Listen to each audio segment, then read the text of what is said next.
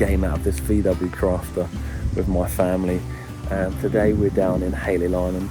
We're parked up on one of the campsites, and behind me here there is this tidal creek, so as the tide comes in the water will flow up here, and all of this last night was completely full. It's gone out again, and I think within a few hours it's going to start to come back in. Today I'm going to talk to you about our electrical setup. I know a lot of you guys have been asking how we're powering the gaming setup and just everything within the van. So I'll talk to you about the solar panels, the batteries, and just the setup we've got going in the back of the van so we can do some off-grid gaming.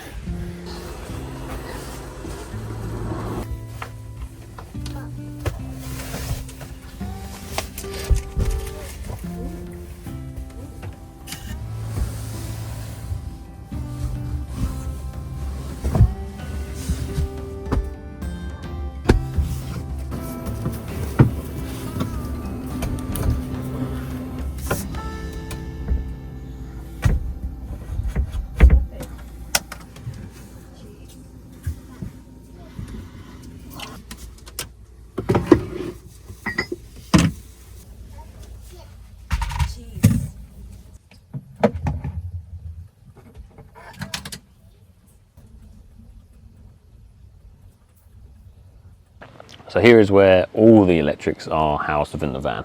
So this is our little fuse board that we have access to, fuse box we have access to. This is the inverter controller. These four on the right to you are all the light switches, and then on the far left here we have the computer, so you just switch it on and off. At the top here we've got the instant hot water gas, and then we've got the diesel heater as well, the controller. On this side we've got all the plumbing essentially, so the water pumps. This is where the hot water heater is. It's like an instant hot water heater, and then we just have the 175 litre water tank in there as well. Okay, so let me try and show you inside where the electrics are.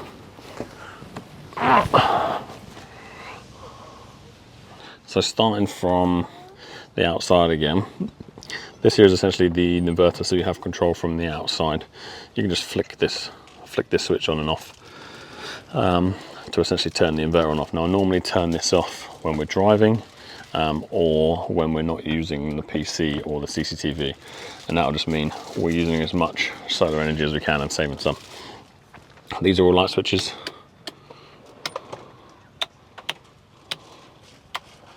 Which one's this? There we go. Yeah, these are just light switches, and then this one on the end is for the computer. So it essentially acts as the power cable for the computer. So you just press it on, press it off, just one quick switch essentially. Main switches. Now, this was a really cool idea. Practically, it's going to be quite tough to use because every single there is essentially screws along all the top, all the bottom, all the sides. There is another piece on the inside that you can get access to quicker with less screws. So although this looks really cool, it's quite impractical. So the first thing I'll show you is the Victron controller. This is pretty standard now, and you can see it on your computer or on your phone. But for you guys who are not aware, this is the power that we're bringing in from the grid. This is the inverter. This is the load that we're using. This is the solar energy coming in, so like essentially the solar panels. And here's our battery. So normally this will be off, and oops. Normally this will be off, and then you're essentially watching these four. And that's just something I needed to understand a bit more. When you're bringing in power from the grid, there's like a mode it goes through. It will essentially juice up your batteries to the max. First it will sit in what they've called absorption mode, which I think just pulls in as much power as we can, and it just gets smaller and smaller, or less and less power until the battery's full. Excuse layman terms here. And then it goes into float, where essentially it's like the water, right? It's literally floating. So if a bit of water or a bit of power goes, the grid will fill it back up again, so it's in this float mode.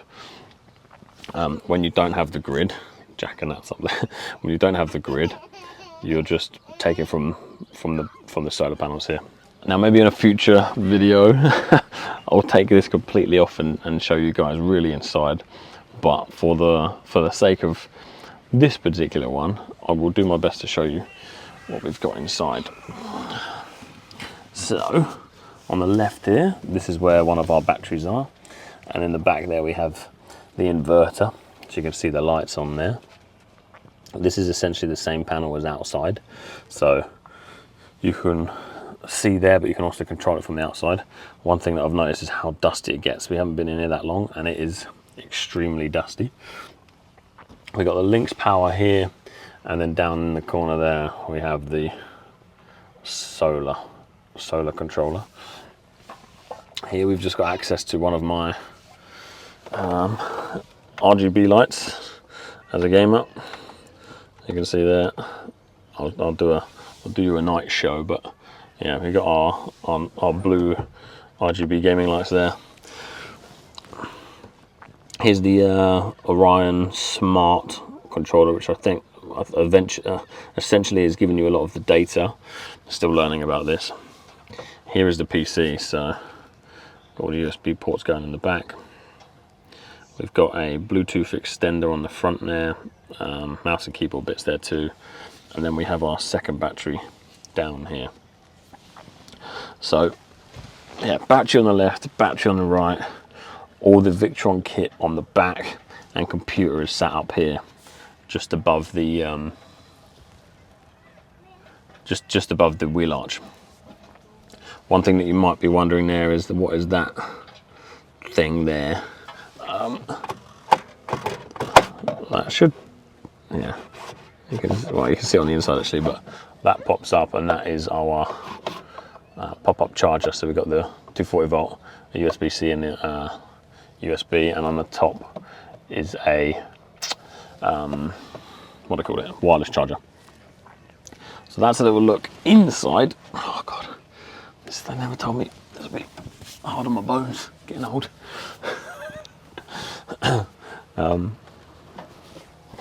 And yeah, for the setup itself, at night time this folds up. So you would have seen earlier how the bed folds down. It's the same thing, it will fold up. Now, because I essentially stream daily on Twitch, we've got all this kit on the side, so I'll talk you through a little bit about what we got here. Obviously, we've got our SLR camera. This essentially feeds into the computer, so we've got a decent webcam. This is a Go XLR Mini. This controls your audio. Now the microphone will sit on this arm, so this arm will. I think I need to find a better solution for this. Maybe one that just sits on the desk, but this arm comes out. The microphone sits on the end, and then you plug in the mic. Got a light just in case we need one. A lot of these lights are quite warm, whereas this one is quite a white light, so it's much better. The bugs are coming in. Hello, mate. And yeah, we've got the Stream Deck just in case we need it. And then finally, just behind here is another gaming lights for the back of the screen. Now, for some reason, that doesn't seem to be working, so that's something we need to look into. And then I guess, excuse the mess, but the back here we've got a 240 volt and then some USBs there as well. I've got a couple of cupboards. Now this is a mess. This needs to be sorted. But this is our CCTV box. These are just a lot of the cables that are controlling the CCTV. We've got a 5G modem up here. This is the Max View Roam, which is doing very well. This is the junction box that leads through to the roof. And then we have Starlink, which is currently always on its back, legs akimbo, because it gets very hot. This part of it gets super hot, and it's also too tall. Now they have brought out, or they're bringing out, another Starlink, which will be a better dish, a flat lay dish, but also there's like a next gen router which sits sideways, which will be perfect for our cupboard here. Of course, just like Apple, they've changed the cables, which means they will essentially need to rewire the cables from the Starlink here all the way back to the roof and change the dish. Now I don't know how or if that's even possible with how we've got things set up. I mean, everything's possible, right? You just got to take it apart, but that would be a huge job. So I'm going to discuss this one before we go ahead with it. Starlink works as it is, but it would be very nice to have it fit within the cupboard. In the meantime, however, we are going to install a 12-volt fan up here to just pull all that hot air out. Obviously, there's not always going to be cold air, so we're not going to push in. We're going to pull out just to try and keep some, some airflow going around in that cupboard. There's also a chance that we'll fit a 12-volt on here as well. I don't know if we can't do anything right, but probably stick a 12-volt on there, because when it's very hot in the van and you can't have the doors or the windows open because it's maybe pouring with rain, the computer can get very hot when you're gaming. So pulling that air out again from in this space is quite important. The only other cupboard to really show you, which is not that interesting, is my bits and pieces. So we've got a couple of laptops there. This is the second monitor, which actually I'll get out because we're going to be streaming in a minute. Be careful, one-handing this is not a good idea. Thank you, mouth. This has just got a nice little clip on the back, and essentially that just sits there, and we have a cable running out already to get that plugged in at the top. Now, I tried a couple of different screens. I tried the one that Trent was using, the fine print. Very, very nice monitor, but required, I don't know, it didn't work, it didn't sync up with mine. So this is an Asus monitor again, but this works seamlessly just with one USB-C, straight from the computer to there, and it just worked well. The other one was a bit more money, but just didn't seem to function as well with my computer. And I've got to that point now where if something doesn't work, I don't try and fix it, I just leave it. Whatever, right, it doesn't work, get a new one. Yeah, that's basically it. I mean, we've got a bit more tech at the front, but that's essentially just chargers, the cooking, and there's a bunch of drones up in the top cupboard. But in regards to electrics, this is what we've got. Now, one thing I haven't discussed is how much we've got. So each battery is 300 amp hours. So we've got 600 amp hours of battery storage. And on the roof, to mirror it, essentially, we've got two 300-watt solar panels. Now, I was super keen to go up to 1,000+ watts, but because I've put a pop-top roof on there, we just don't have the space. And instead of going sideways, where we could do 369 or whatever, we've had to go long ways to accommodate the solar on the roof, or to accommodate the pop-top.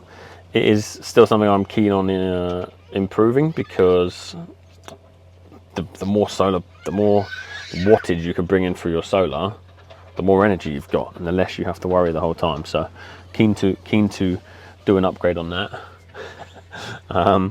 And the battery storage is okay, but again, it would be nice to have more. I've seen some rigs with about 1,000 amp hours, and that will essentially double what I've got. But again, because of our setup and space, I think we've done a very good job managing to fit everything in without going, a bit overboard. Obviously, when you get a little bit further down the van, it is a little bit cozy. We've got a lot of things. We did an absolutely massive shop yesterday, just so we've got a couple of weeks worth of food, and everything fits in the fridge. So it's a full size, well, borderline a full size fridge in here, which is pretty ridiculous, to be honest. Most people don't have this, so that's sticking out a bit. But yeah, that's a look at the electrics. I hope I've covered everything. There's still a lot I'm learning. Still a lot I'm learning in terms of filmmaking as well. So if you've got any questions, drop them in the comments below. This will be something I do again at another point once I get to grips a bit more of our setup.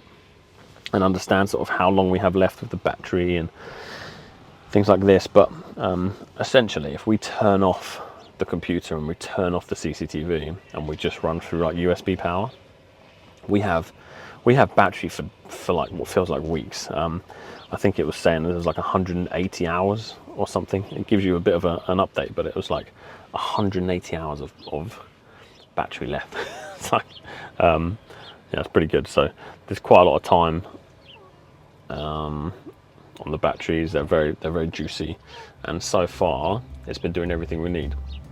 We haven't done a long stint off grid yet, off campsites. We're still kind of getting in and getting used to everything and just figuring out how things are working, getting used to the bugs. But yeah, we're at a very nice site today. The river's coming in, the sun's coming out. There's paddle boards and stuff here, so maybe these guys will go paddle boarding. But yeah, that's it. Thanks again for watching. If you are enjoying the journey, like, subscribe. We do have a website, overlandgaming.com, which I'll tell you more about in future. I'm still trying to get things up and running there, but if you want to take a look, it is live. You're welcome to go and take a look. And yeah, if you've got any suggestions of content that you want to see, let me know. And yeah, see you on the next video.